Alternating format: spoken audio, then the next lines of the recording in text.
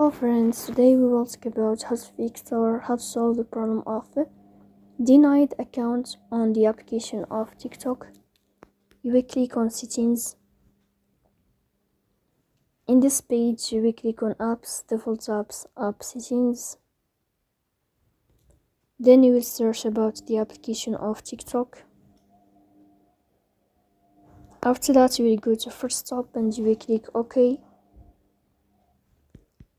Here you will enter to the window of storage. Then you will click on clear cache. Here you can turn on your airplane mode, and you can turn off your airplane mode again to fix that problem. So that's all. Don't forget to support us by like and subscribe. See you next time in another video, and thank you for your watching and your attention.